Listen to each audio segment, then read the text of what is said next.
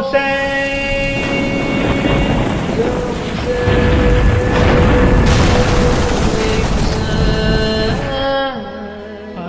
al-Hussain didn't just give his life. Imam al-Hussain gave everything that he had, which most of us do not even think about doing, let alone acting out. A man who rose to save the dignity of human life.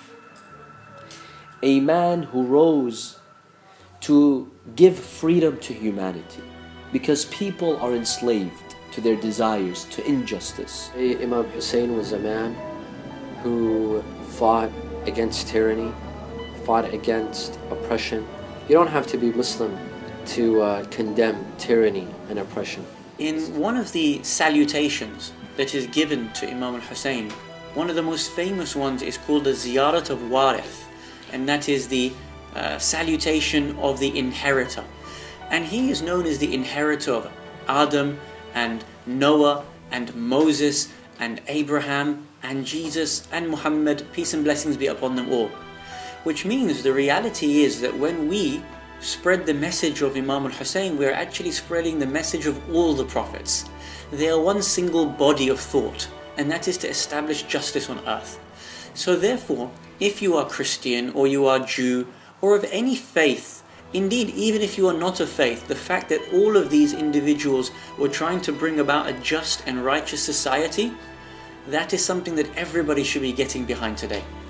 The Imam ﷺ sacrificed his life so that others would be guided, so that the religion of Islam survives for generations. This time and age, Allah subhanahu wa ta'ala has given me the intellect. Allah subhanahu wa ta'ala has given me resources. God has given me so many blessings. And through the message of Imam Hussain, I have the chance to hear about a religion called Islam. I have the chance to practice this religion. Because had it not been for the efforts of Imam Hussain, the evil tyrants of his time would have obliterated this faith. So the Imam ﷺ sacrificed for me. In return, what have I done? How do I pay him back? If someone sacrifices for you, they give you, isn't it your moral obligation to pay them back? How do I give my thanks and gratitude to Imam Hussain for what he did? It's by spreading his message. So every one of us has an obligation. When we read about the lives of some reformers, for example, Malcolm X. Malcolm X fought for equality between white people and black people. Martin Luther King, same thing, but he was Christian. He also fought for equality of white people and black people. Gandhi fought for the liberation of his people. Nelson Mandela fought for the liberation of his people. These people are heroes. These men are heroes because what they were trying to achieve wasn't materialistic. It was something moral and ethical. The liberation of their people, the equality of their people. These are great principles and values. Imam Hussain alayhi salam is not far from this. In fact, he was a motivation for some of these men. He was a motivation for Gandhi.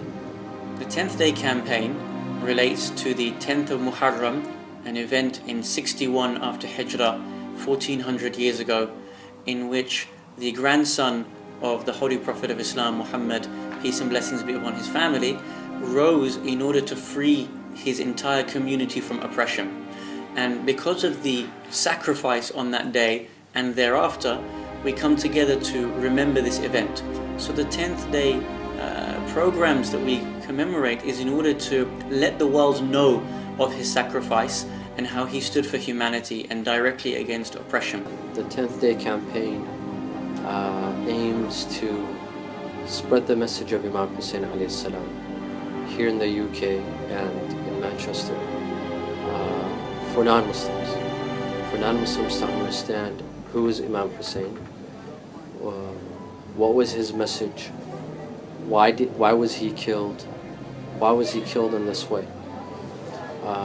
It's a message, to me, from what I understand, is that the 10th Day campaign believes in that the message of Imam Hussain should not just be restricted to us, followers of Ahlul Bayt.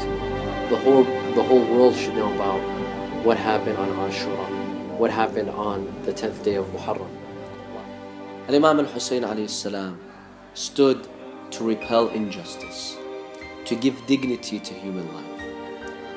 And interestingly, he had the women accompany him, Lady Zainab alayhi salam and the other members of his family. Why did he have them join him, even though he knew that this would be a difficult journey, that a big war would be involved? Part of the reason is so for the women, they can spread the message of Imam Hussain alayhi salam. So the Imam, peace be upon him, wanted people after him to take his message and spread it in their societies. Because in every time and age, there is injustice, there is oppression. If we take the message of Imam al-Hussain alayhi salam in every society, we can deliver justice. So for me, this project, the 10th day, is to simply raise awareness about why the Imam alayhi salam sacrificed himself.